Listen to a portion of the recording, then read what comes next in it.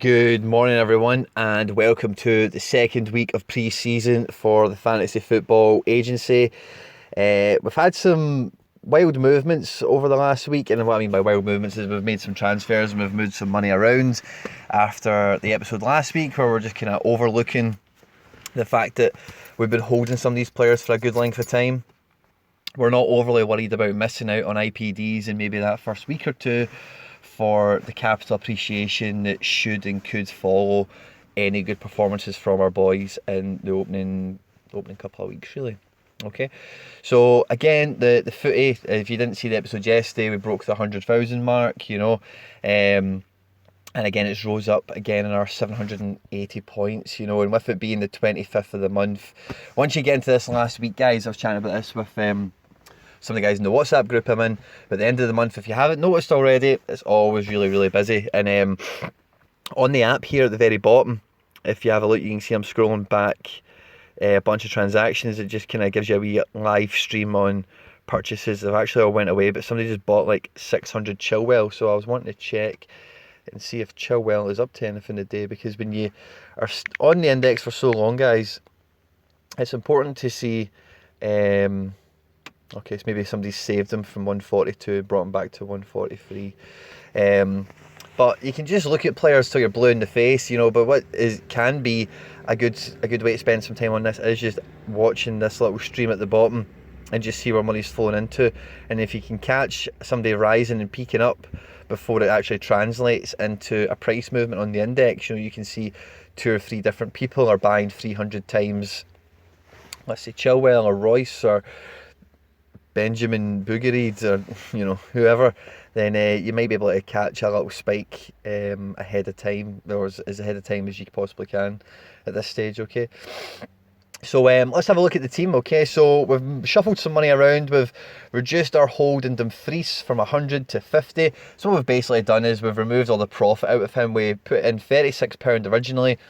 We now have £30 in him ish or something like that. We withdrew like £39 out of that, which was cool. We've bought another 100 Stark, so Stark for the first time in a long time went down to 38 pence, and we topped up on him.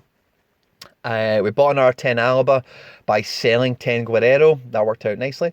The midfield has remained the same. We've bought another 10 Nicolas Pepe. We've bought another 20 Kramaric, and we've bought another we had 25 Leao, so another 8 Leao. Okay, so we're really beefing up the forward line because these guys are going to be the ones that score the points. And the next line of transfers we're looking to make is we're looking to go 3-4-3, okay? And we've also managed to swap out De Gea for Oblak, okay? Now, this brings me on to one of the points I was wanting to make a semi-main feature on the video right now. If you look at the top right corner of the screen there, you'll see sub 14. These are all the players that we've had in the squad previously, okay? And some of them we've bought and sold already. So Depay and Brandt, when we sold them, we brought in Leao, who had been in the team already. We brought in, I think, Goretzka and Guerrero. These guys had all been in the team before, so there's nothing wrong, guys, with buying the same guy again. Obviously you see Koulibaly's on the bench. He's had a recent increase again in the last week or so with some renewed speculation.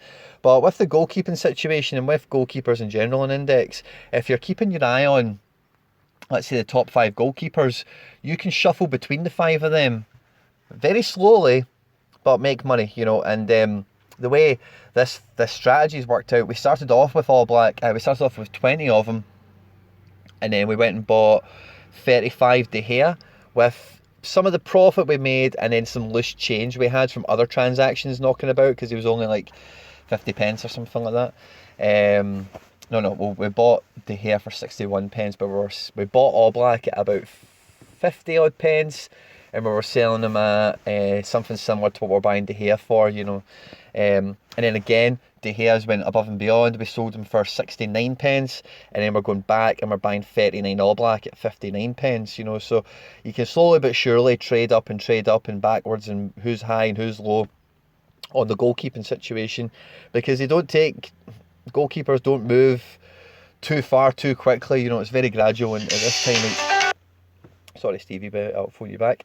And at this time of the year especially, it's just really transfer related. So Oblak and De Gea are the only really 2 goalkeepers that are transfer wise really doing anything worth note. You know, I read an article, I think it was just a bit of tongue-in-cheek stuff, but it was like Buffon might go to Leeds, and if that happened that'd be very interesting.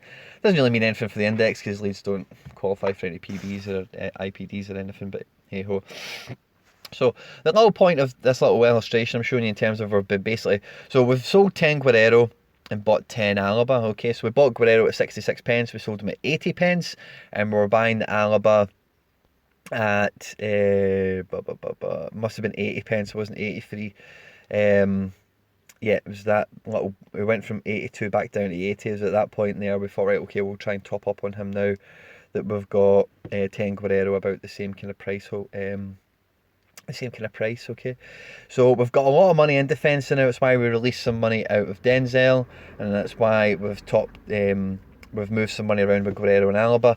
And I say we've got a lot of money there now, especially in Stark, and as soon as he pops and rises, we will probably be looking to release some of that. And you can see how briefly it was down to 38 pence.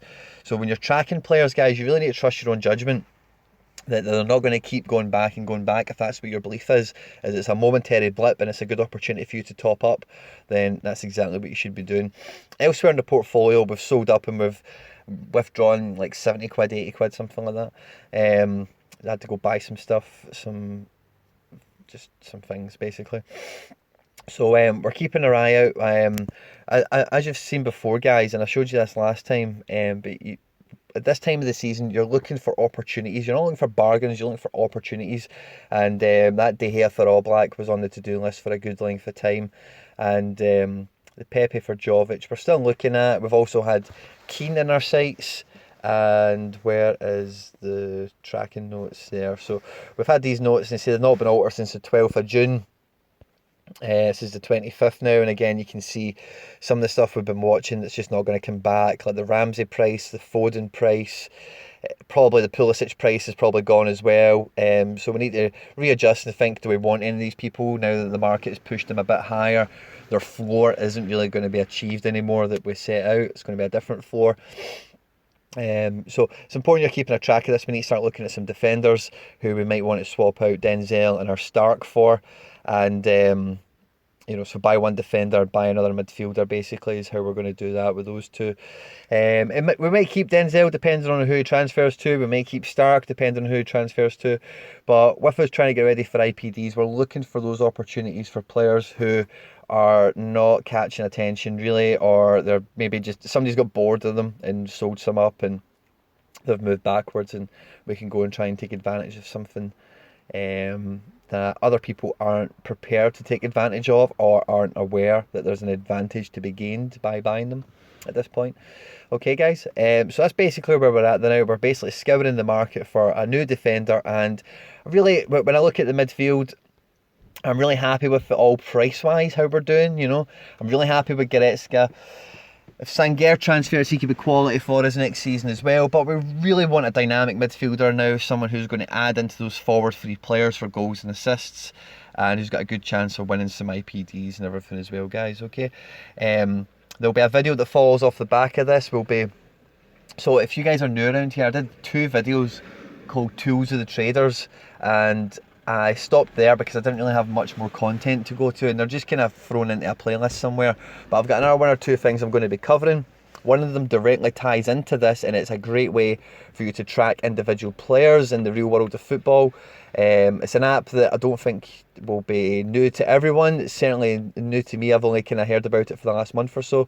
And then we'll probably go on to cover maybe Index Gain and 1 or 2 other kind of apps that you would want to use. So look out for the Tools of the Trader playlist. I'll be putting that together with the 2 episodes we made months ago, and then with the further content we're going to be adding into it, guys. Okay, if you're new around here and you've liked the little discussion we've had about where the team's at the moment, any questions about the moves we've made, anything like that at all, guys, drop it in the comment section below. It means a lot to me.